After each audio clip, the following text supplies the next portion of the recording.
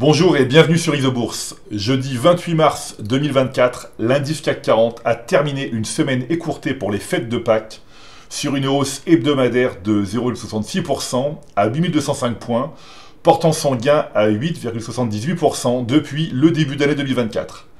Alors le principal indice de la bourse de Paris, le CAC 40, a connu une performance remarquable en ce début d'année, enchaînant une 5e hausse mensuelle consécutive en mars 2024. Propulsé par un gain mensuel de 3,51%, l'indice vedette a terminé en beauté un premier trimestre 2024 exceptionnel.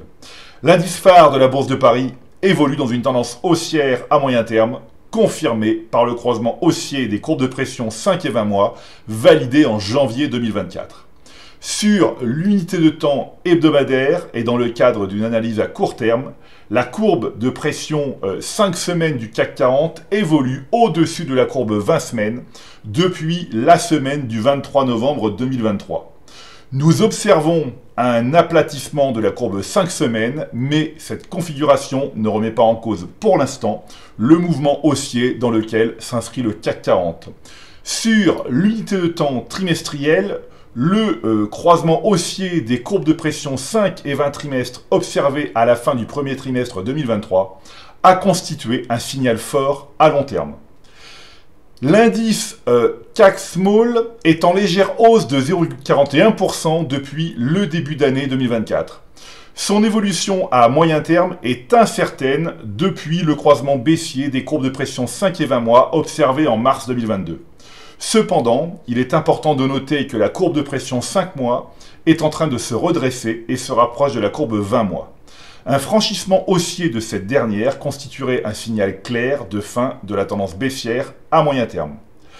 L'analyse maintenant des titres du CAC All Tradable, donc l'indice qui reflète le marché français, toutes catégories confondues, indique qu'il y a désormais presque autant de titres baissiers que de titres haussiers à moyen terme.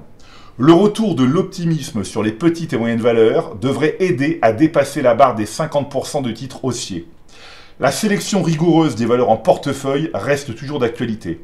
Il est primordial de privilégier les titres dont la tendance majeure est haussière et d'éviter ceux qui présentent une tendance majeure baissière.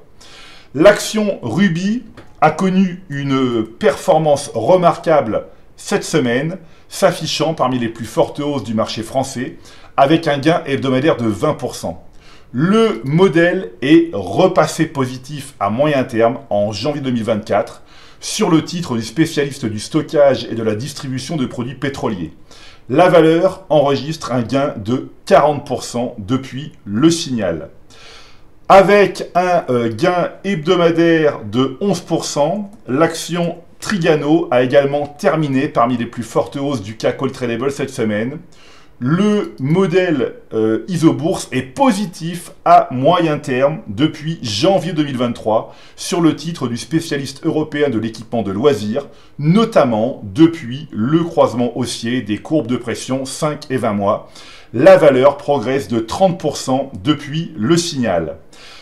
A l'inverse, l'action Soitec a terminé parmi les plus fortes baisses de la Bourse de Paris cette semaine.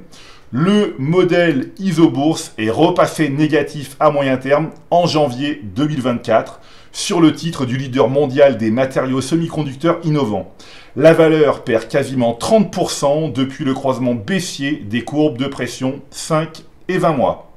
Enfin, l'action Sartorius Stedim Biotech s'est repliée d'un peu plus de 4% cette semaine, mais elle vient de terminer le mois de mars 2024 sur un signal positif à moyen terme, après une phase baissière identifiée en décembre 2021 et une perte de 40%. Voilà, c'est maintenant à vous de faire le point de vos valeurs en portefeuille avec Isobourse. Je vous donne rendez-vous pour ma prochaine chronique et d'ici là, restez avec nous sur Isobourse.